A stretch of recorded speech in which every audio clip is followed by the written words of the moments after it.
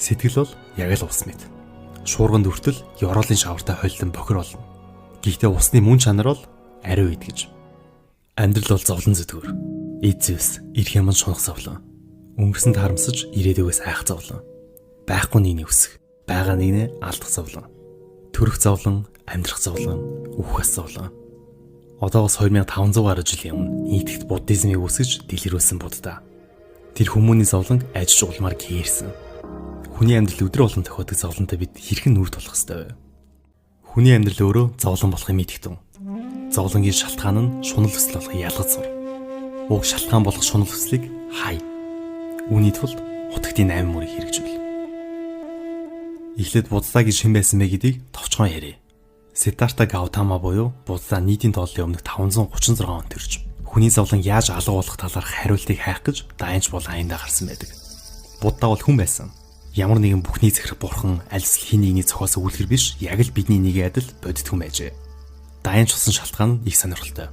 Угтаа хааны хүү, хожмын хаан болох байсан ба нэгэн тохиолоор амьдралтаа анхны удаа буурал, өвчтэй, үхтлийг харсан гэдэг. Игэл борчуудын амьдралаас тусгаарлагдж өссөн тул тэдгэрийг хараад гүн цочрол оржээ. Энэ их хүний зовлон яавал шийдэж болох вэ гэд ордноос оргож даянч болсон байдаг. Тухайн үед 29 настай байсан. Ингээд их үедээ өөрийгөө тарчлаа. Зандашуулах бясалгал хийжээ. Энэ хоол идэхгүй, ус бараг уухгүй, мацаг барьж игц хөдлөөнгүй агуу дотор суух бясалгалын хамгийн үнд хэлбэр. Үүний бүхэл бүтэн 6 жил үргэлжлүүлсэн эцэст нэг л өдөр энэ арга мөн чанараас хол болохоор бүтэхгүй юм байна гэдгийг мэдээд болсон гэдэг. Үүний дараа ямар нэгэн сэтгэл зүйн арга хэрэглэхгүй, биеэс оож тарчлаахчгүй, зүгээр л нам гүн тайван аясаараа бодис байдлыг ажиглан суух болов. Ингээд тэр гинтийн сэрэл буюу гээрэл төрсөн юм. Гээрэл гэдэг нь нүдэнд харагдах, гэрэлтэх, нисэх тийм зүйлийг бол хэлээгүй. Буддын шашин дахин төрлөлийг итгэдэг. Гээрсэн хүн гэдэг энгийн үгээр бол энэ ертөнцид дахин төрөхгүй, зовлонгоос чөлөөлөгдөж амар амгалан очих оршихуй гэсэн үг. Өөрөөр нирван гэдэг. Сэрлэлийнхээ дараа Буддагийн номлосон гол зүйл нь зовлон ба түүнээс чөлөөлөгдөх тухай номлол. Үүнийг хутагтын 4 үнэн гэдэг.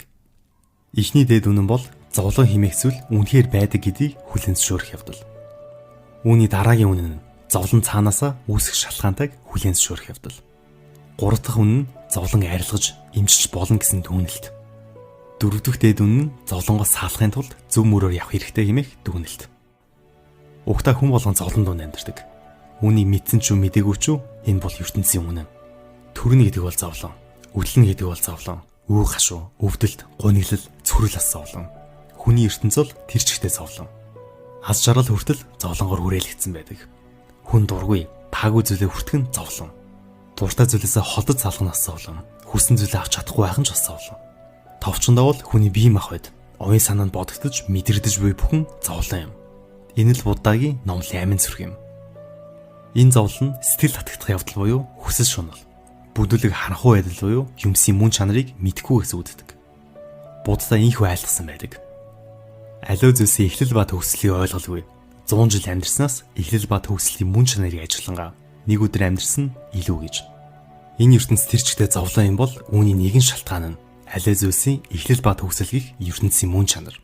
Бидний амьдралд мөнх гişилж болох зүйл бараг байхгүй. Бүхий л зүйл өөрчлөгдөж, таны хүссэн хүсээгөөс үл хамаарч эцэст нь ямар нэгэн байдлаар дуустдаг. Энэ бол буддизмыг ойлгоход хамгийн чухал ойлголтуудын нэг юм. Үүний хизэж дуусахгүй.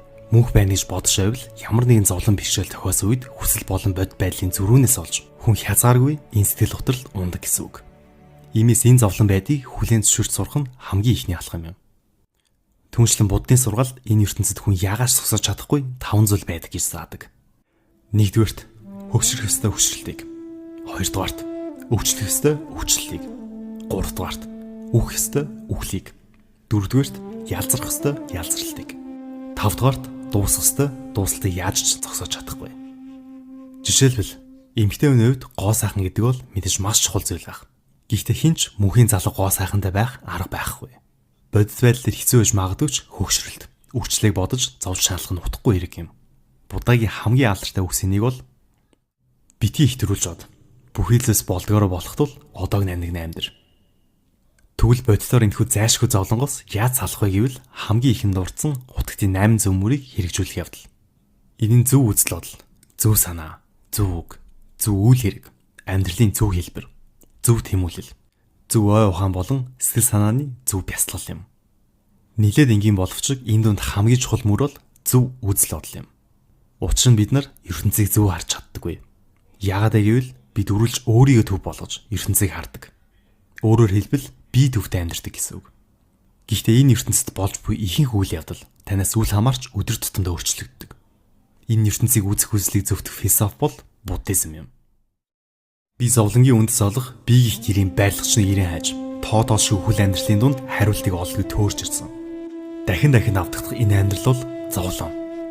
Гэхдээ байрлагчин, чи сонсогдсон, чи баригдсан, чи дахиж гэр барьж чадахгүй. Тэр мод нь хуурч, баг нь нурсан. Сэтгэл дахиж хуурч устдахгүй. Шунал хүслийн төгсөлд хүрсэн учир. Энэ бол Буддаас сэрэлтийн дараа хэлсэн үг юм. Ойлгоход хэсвэж нэг нэгээр нь тайлбарлавал энэ гэр гэдэг нь би гэдэг өөрөө өөрийн ертөнц юм. Дахин давтагдах энэ амьдралд бид өөрийн гэр хайж явах боловч энэ бол хизээш олдохгүй. Оллоо гэж бодсон ч нураа дахин ирэл хайгуулахыг болно. Ингээд Будда эцэст нь би гэж байхгүй мэн гэж гээрч тэр гэр нь нурсан байдаг. Өөрөөр хэлбэл би төвтэй ертөнц байхгүй мэдвэл зовлонч дагаад арилна гэсэн үг. Жишээлбэл хөрөнгөлөг чинэлэг хүмүүс мэдээж үүнийг алдахыг хүсэхгүй. Өөрт ойртох хүн болгоныг өөрийн дайсан гэж үзэж, хүнд итгэх нь бэрх болж, төрөл бүрийн хатааж өдөө, хорсол, дайсан л үүсэж, үүнийг алдсан цагт хязгааргүй их гуны шаналд орох болно. Аль эсвэл өнөөдөр маш олон залуучууд койноос олж хохирсон. Мэдээж хинч мөнгө алдахыг хүсэхгүйч нэгэнт алдсан зүйлийн араас өөр хинч биш. Тухайн хүн өөрийгөө л зовоодаг юм. Түншлэн Будда огтхон ч хөдөлдөггүй. Өөрчлөгдөхгүй юу байж болох вэ хэмээн боджээ. Ямар ч хэлсэн сэтгэл бол мэдрэмж биш. Хамгийн сайхан мэдрэмж хүртэл мөнхийн биш. Хүн сэтгэл дотроо чагнах юм бол эцэст төслийн өөрчлөлт, хувирал тэндээс олж харна. Ямар ч удирдлаггүй, хяналтгүй. Тийм болохоор сэтгэл хандгүй ийм хөдөлгөөнүүд зовлонгийн үндэс болдог юм. Энэ бол хэнийг мунхаг болохоор тийм гэсэн үг биш. Хүн болгон л байдаг хүний төрөлхийн, байгалийн зан чанар юм. Тэгвэл бид нар сэтгэл зүгээ яаж авч явах ёстой юм бэ гэвэл Будда ингэж хэлсэн байдаг. Хүн өнгөрснөө бодон шаналж, ирээдүйг бодон санаашрах ёсгүй. Яг одоогоор л амьдр. Тэгвэл аз шаргалтай байна. Бид нар өөрийн бодолтой автан, өөрийн ертөнцийн хитрхи их цагийг өнгөрүүлж зовж, энэ дэлхий, энэ байгаль, хүмүүсийн инээд хөрийг тэр бүр анзаарлыг өдрө хоногийн өнгөрүүлдэг. About Time гэдэг кинонд үүнтэй төхөмийн дуртай нэг хэсэг байдаг. Цаг хугацаа ухраах чадвартай гол дүрийн залуу. Өмнөх өдөрт буцаж яг л адилхан үйлдэлээр өдрийг өнгөрөхөд завгүй, стресстэй нэг өдөр нь олон зүйлийг ажиглаж чадсанаар маш гоё сэтгэл хангалуун болдог тухай гардаг. Бид нар өдөр тутмаа хэр бараг анзаараад явдаг гэсэн энэ ертөнц маш гайхалтай. Гэхдээ өнгөрснөө бодож харамсах, гашуудах, гуниглах, ичих, аль эсвэл ирээдүг бодож санаа зовох, айх зэргээр одоо төвлөрч чаддаггүй. Энэ дурдж байгаа өнгөрсөн ирээдүг гэдэг нь хэдэн сар, хэдэн жилийн дараах зүйл биш, хэдэн минут, хэдэн цагийн өмнө ба дараах зүйл ч бас байж болно. Хэрэг одоо цагтаа л төвлөрч, амьдралыг мэдэрч чадвал жинхэнэ утгаараа амьдрах болно. Хүн юунд уяатай, түүнийхээ араас зовдөг. Учир нь хүн ертөнцийн мөн чанар болох өөрчлөлтийн талаар ухамсарлгүй байсаа ярьлаа. Үргэлжлүүлээд. Шунал хүсэл автсан хүн урсгал дагаа урсаж явдаг. Энэ нь аалз, өөрөө гаргасан торон дээр л явахын адил юм. Харин мэрэгэн хүн гэдэг энэ шунал хүслийг таслан зогсон. Юмд уягдaltaгүй, зовлонгоос ангид урагшилдаг. Шунал хүсэл автсан хүн гэдэг нь юмсыг харах үнцг нь хэд нэг зүйл дээр төвлөрчдөг. Мөнгө миний бүх зүйлгээд мөнгөнд шунах юм бол мөнгнөөс өөр зүйл харагдахгүй болно. Гоо үзэсгэлэн миний бүх зүйлгээд гоо үзэсгэлэн шунах юм бол үүнээс өөр зүйл асал харагдахгүй болно. Өөрөө бүтээсэн шунал хүсэлтэй өөрөө урсаж явдаг. Энэ нь аалз өөрөө тороо хийж үүндэл явахаас өөр аргагүй болгохтой адил юм. Энэхүү шунал хүсэл зөвхөн өөрт байгаад эргэн тойрон нөлөөлөхгүй бол болж магадгүй ч харамсалтай нь тийм биш. Мунхаг хүмүүс надад хүү байгаа, надад хөрөнгө байгаа хэмээн бодон шаналдагч. Тухайн хүн өөрөө угтаа өөр их биш. Тийм байхад яаж хүн өөр их байх учиртай вэ? Яаж хөрөнгө нь өөр их байх учиртай вэ? Мэдээж танд хүү байх нь хөрөнгө байх нь ямар ч асуудалгүй. Гол асуудал нь надад хүү байгаа. Энэ хүү бол минийх гэж өмчлөх явдал. Ингэснээр өөрийн үр хүүхдийнхаа амьдрал нь үргэлж шунах болдог. Жишээлбэл өмчлөх сэтгэлээдээ эцэгт хэрэг хүүхд нь хүссэн замыг, хүссэн мэрэгчлийг, хүссэн хүнийг сонгохгүй бол зовлон үүснэ. Цаашлаад хүүхдээ үзэн ядаж бас болцшгүй. Хүн өөрийн ертөнцөө үүсгээд дээрэс нь үнд өөрийн өмчлөх ертөнцөө давхар үүсгдэг. Үүнээс болж хүн зовдөг байх нь. Би гэдэг зүйлээс угтаа өөрийнх нь биш гэдгийг ойлгох нь буддизмын маш чухал хэсэг нэг. Хэрвээ би гэдэг зүйл хизээч өөрчлөгдөхгүй бол гайхалтай ч бодит амьдрал дээр тийм биш. Хөгшрөн, өвдөн, эцэст нь үгэн. Биеийн араас хөөцөлдөл харин шонгоос уяатай нохоо шиг нэг газараа л эргэлдэх болно гэж Будда хэлсэн байдаг. Бие махбод үргэлж өөрчлөлтийн адил хүний оюун ухаан, сэтгэл санаа ч бас ямар ч төлөвт өөрчлөгдөж болдог. Буддагийн хамгийн алдартай ишлэлийн нэг бол өөрчлөгддөг юм бүхэн тогтол мөн чанаргүй. Иймээс бидний бие, сэтгэл, тэдгээрийг хүрээлэн байгаа бүхэн бие болон минийх гэдэг ойлголтод ямар ч харьцаагүй. Сэтгэл урсаж буй ус, алсаж байгаа дүл мэд өөрчлөгддөг. Иймээс сэтгэл ийшээ явж гин гэд үүний араас хөвөл хүн хизээч амар амгалан олохгүй. Үүний оронд өөрийн сэтгэлээ тайван ажиж, үнэг мэдэж, шалтгаан холбоосыг ойлгох чухал юм. Буддын сургаалын хамгийн чухал бөгөөд логик ухаан дээр суурилсан шашин гэгдэх сургаалыг тань хүргэе. Бидний мэдих карма гэж төсөөлөл ойлгоход улам төхөн болж магадгүй. Энэ ертөнцийн бүх юм тухайн байдлын үр дүн байдаг. Тухайн байдлын нөхцлөөс энэ ертөнцид бүх юм бий болж байхгүй болж байдаг. Бороо орж, салхи салхилж, цэцэг цэцгэлж, навч унаж буй энэ үзэгдэл тухайн байдлын нөхцлөөс олдог. Хүн эцэг эхий холбогдсны ачаар л төрдөг. Түүний биеийг хоол тэжээл барьж, ухааныг нь туршлага мэдлэг хөгжүүлдэг. Тиймээс бие бол ухаан нь тухайн байдлын нөхцлөөс бий болж, тухайн байдлын нөхцлөөр өөрчлөгддөг. Тор өөр хоорондоо сүлжигдсэн үрнүүдээс бүтдгийн адил. Энэ ертөнцийн дээр бүх юм бие биенээсээ харилцаа холбоотой. Хэрвээ хин нэг хүн торны үрнүүд дан дангаараа байж болох юм шиг ойлгол тэр гүн эндүрэл мөн. Үүрэн зөвхөн бусад үүрнүүдтэй холбогдсон үед л үүр байж болдог. Үүр болгон бусад үүрнийхээ үргэлжлэн байдаг. ертөнцийн бүх зүйлс харилцаа холбоотой гэсэн үг. Энгийн сонсдогч магадгүй ч үүний философи бол маш агуу зүйл. Энэ үсэл нь хүн далд ухамсартаа өдөр тутам хийдэг нэг ойлголттой харьцдаг. Бид нар аливаа зүйлсийг сайн муу эсвэл байн байхгүй мэтэр хоёр туйл эсрэг тесрэг болгож хуваадаг. Гэтэл үүнийг буддын шинд үүсгдэг. Учир нь сүудэр байгаа газар гэрэл байдгийн адил бүхий л зүйлс хоорондоо холбогдсон байдаг. Хэрэг хүн зовлон мэдэхгүй бол аз жаргалагч мэдэхгүй. Хэрэг хүн эрх чөлөөгөө байхыг мэдэхгүй бол жинхэнэ эрх чөлөө мэдэхгүй. Хэрэг хүн муу мэдэхгүй бол сайхныг мэдэхгүй. Энэ ертөнц бол тэр чигтээ харилцаа холбоо бөгөөд бүхий л зүйлс байгаа болон байхгүй хоёрын хооронд байгааг ойлгох хэрэгтэй. Үүнийг өөрөөр дунд буюу төв үзэл гэдэг. Төв үзэлтэй хүн аливаа юмсийн учир шалтгаан болон үр дүнгийн холбоосыг ойлгож хин нь зөв, хин буруу гэх ойлголт баригдалгүй гуравдагчийн өнцгөөс үнэн мэдэх болно. Өдөр тутмын амьдралд бид нар хитрхи их туйширч зөвхөн өөрийгөө зөвсөх гэж хичээж бусдыг гомдоодог. Гэхдээ энэ дэлхий дээр ихэнх хүмүүс үзэгдэл зөвхөн нэг талын зөв гэдэг ойлголт байхгүй мэдэж юмсыг тайвнаар ажиж чадах юм бол бид нар найз залуу, найз охин, эхнэр нөхөр, сургууль хүмүүжүүлэгч, хамтрагч нэг хүмүүний хувьд зөв болох боломжтой юм. Хэрвээ хоёр өөр ойлголтоос нэгийг хатуу баримталвал хэрвээ тэр сайн зөвч байсан энэ нь алдаа болдог. Хэрвээ хүн энэ ертөнцийн дээрх бүх юм өөрчлөгддөг гэдэг санааг хатуу баримталвал энэс алдаа болно. Хэрвээ хүн энэ ертөнцийн дээрх бүх юм юроос өөрчлөгддөггүй гэсэн хатуу үзэл баримталвал энэ бүх ч алдаа болно. Хэрвээ хүн ертөнцийн дээрх бүх юм зовлон гэж хатуу итгэвэл энэс алдаа. Хэрвээ хүн ертөнцийн дээрх бүх юм зугаацсан гэж хатуу итгэвэл энэ бол алдаа. Хүн өдөр тутамдаа хэрэгжүүлэл зохих Буддагийн бас нэгэн сургаал бол инэрэнгүй байдлын талаар. Будда ингэж хэлсэн байдаг. Үс онцондоо хүмүүс дунд би үс онцонд авталгүй амар тайван амьдрий. Үс онцонгоор зогсохгүй. Зөвхөн хайраар зогсдог юм. Энэ бол Даммапада дээр бичигдсэн ишлэл юм. Энэ ертөнцийн дээрх үс онцонгоор зогсно гэж хизээч байхгүй. Үс онцон өөрийг нь хайсаар зогсдог юм. Энэ бол мөнхийн чанар юм. Энэ нь бүхнийг мартаж байгаа юм бол биш. Харилцааны үед учир шалтгааныг нийлрүүлж зохих арга хэмжээг авах нь зөв. Гагцхүү өөрийн сэтгэл дотор үүсгэсэн нэг талын үс онцон гэдэг зүйлийг авч хай гэж байгаа юм. Ингэж чадахгүй бол үс онцон улам томорч дахиад дараачийн зөрчлөөнийг үүсгэх болно. Энэ үс онцон гэдэг зүйл хүний төрөлхийн зан чанар мөн. Хин нэг муу эсвэл буруу болохоро сэтгэл дотор тээдэг юм бол биш. Хүн болгон л байдаг зан чанар. Сошиал ертөнцийн хинч өөрийг нь юу ч шилээгүй байхад хэнийг хамаагүй хүний сенсацад бухимдаж үзээ яддаг. Бодит ертөнцийн хинч өөрт нь юу ч шилээгүй байхад байгаа байдалд нь аль эсвэл сонсон цуу ярианд нь автаж хэнийг нь дургу болж үзээ яддаг. Энэ үзээ ядалт болон хүнд ямар ч аз жаргал авч ирэхгүй бөгөөд зовлон болдог. Энэ зовлон өөр хинч биш. Тухайн хүн өөрөө өөртөө өөрийнхөө ертөнцийн өөрөө үүсэж байгаа төд юм. Иймээс юу чухал юм бэ гэвэл аливаа зүйлийн мөн чанарыг таних сэтгэл. Аливаа юмс үзэгдэл сэтгэл сатагдаж, сэтгэл удирдагдаж, сэтгэлд бий болдог. Хэрэг хүн бохир сэтгэлээр ярьж үйлдэх юм бол тэр хүнийг зовлон дагна. Яг л тэрийг өөрийг чангах, үхрийг дагах мэт.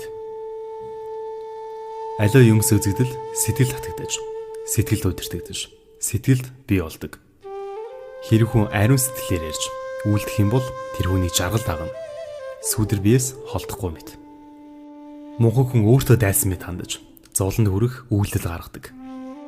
Мунхаг үйлдэл хийсний дараа харамсаж, уйлж, шангаа хүртдэг.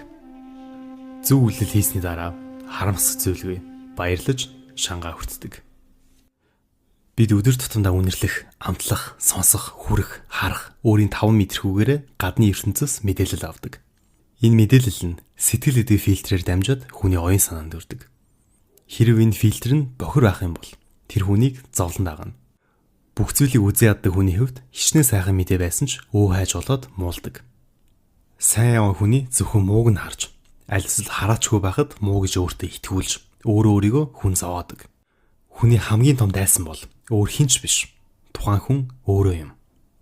Хэрэг хүний сайхныг харж, бусдын амжилт, сайн сайханд ариун сэтгэлээр хандаж, баярлаж сурах юм бол тэр хүний жаргал дагна. Энэ мэтчлэн хүн өөрийн өдөр тутмын амьдралд сэтгэлдээ ямар фильтр тавих вэ гэдэг нь зовлон жаргалыг ойлгохын тулд маш чухал. Хэрв атаачдын зэрэг хорон фильтрээр ертөнцийг үүсгэх юм бол бүхий л зүйлийг өөрийгөө хүрээлүүлэн бодох гажуу замаар явах болно. Энэ бол хүн хоорондын харилцаан дээр ч маш том илэрдэг бөгөөд буддын сургаал ингэж заасан байдаг. Инрэл хайр 3 зүйл багтана.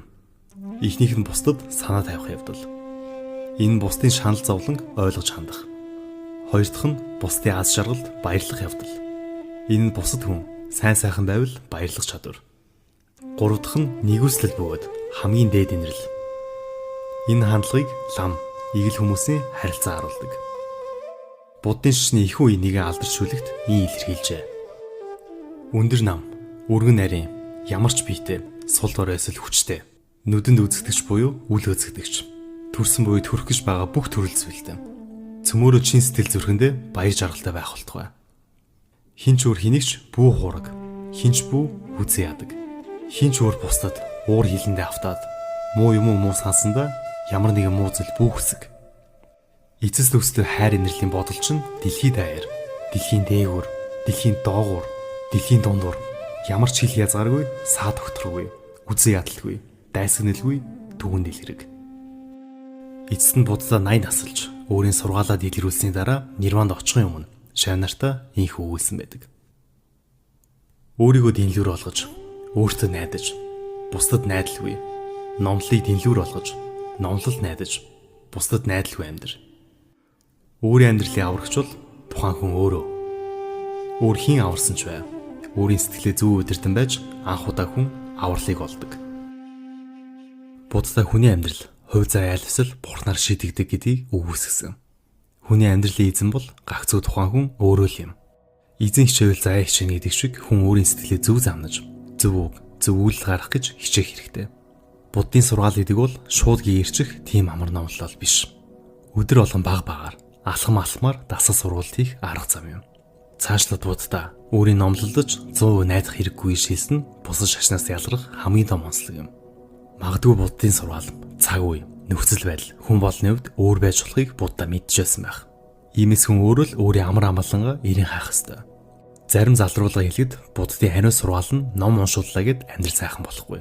Магадгүй ном уншуулсан юм чинь сайхан болно гэж итгэж зөв үйлдэл хийвэл сайхан болж магадгүй ч Буддагийн айлцсан дагуу бүх зүйл учир шалтгаан болон үр дагаврын холбоос байдаг. Иймээс хүн өөрөө л хичээх ёстой. Өөрөө хичээж амьдралын мөн чанарыг өөрөө ойлгох хэрэгтэй. 365 хоног аз жаргалтай амьдрна гэдэг бол энэ ертөнцид боломжгүй зүйл. 365 хоног гуны зовлонд амьдрна гэдэг ч бас боломжгүй зүйл. Энэ хорог зөөр харж, зовлон болон аз жаргал зэрэглээ орчдгийг ойлгож, ертөнцийг ажиж амар амбал амьдрах ёстой. Хэнийг ч өөртөө тээсэн нэг талын үзэл бодлоос болж үзээ ядахгүй, гомдоохгүй, бусдад найдалгүй, өөрийн зөв сэтгэлээр бусдад хандах. Аливаа зүйлсэд туйшрахгүй, хидийг хүсэж шунлын болохгүй, өөрийн мэдрэмжээ ойлгож амьдрах. Энэ л Буддагийн хэлхийг хүссэн зүйл ах. Амьдралаас бүү асуу. Үйллээс асуу.